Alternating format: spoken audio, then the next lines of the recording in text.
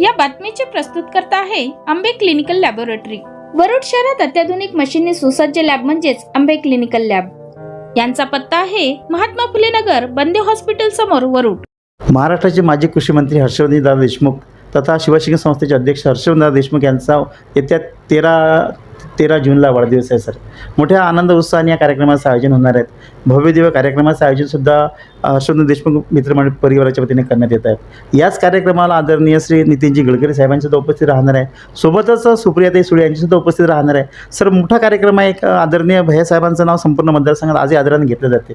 Sir, एक नेमकं या कार्यक्रमाचं स्वरूप कसं आहे? सर, काय झालं, गेल्या दोन अडीच महिन्यापूर्वी हर्षवर्धन देशमुख साहेबांना मानणाऱ्या कार्यकर्त्या वर्गांची एक बैठक आम्ही वरुडमध्ये घेतली आणि 13 जूनला आदरणीय हर्षवर्धन देशमुख साहेबांचा 75वी पूर्ण केल्यानंतर त्यांचा एक वाढदिवस जो आपण दरवर्षी साजरा करत होतो त्याच्यापेक्षा आता 75वी एक चांगल्या उत्साहानं मोठ्या प्रमाणात साजरा करायला सगळ्या कार्यकर्त्यांनी ठरवलं आणि त्याप्रमाणे आमच्या एक वेळाने दोनदा बैठकासुद्धा या मतदारसंघात झाल्या। सर्व कार्यकर्ते, त्यांच्यावर प्रेम करणारी सगळी मंडळी त्या ठिकाणी उपस्थित होती।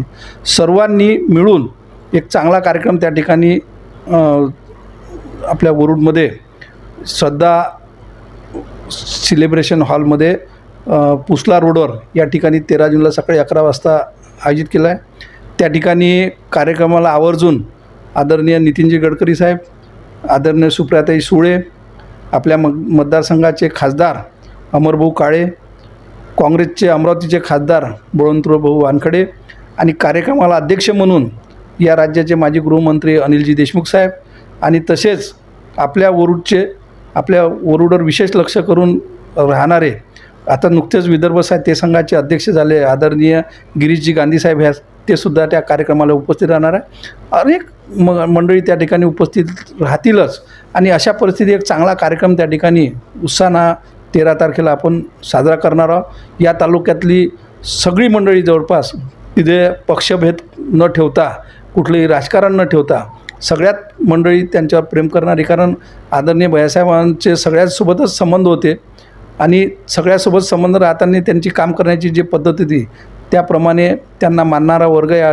मतदारसंघात भरपूर आहे आणि त्याच्यामुळे हे सगळे मंडळी त्या दिवशी उपस्थित राहून त्यांना शुभेच्छा देण्यासाठी त्या कार्यक्रमाला नक्की हजेरी लावतील। आणि मी आपल्या माध्यमातून सगळ्यांना विनंती करतो की ज्यांना काही लोकांच्या पत्रिकासुद्धा आम्ही पाठवलेल्या आहे, पण जर कोणापर्यंत ते पोचले नाही तर आपल्या माध्यमातून त्यांनासुद्धा आपण विनंती करतो की आपण सगळ्यांनी या कार्यक्रमाला उपस्थित राहावं।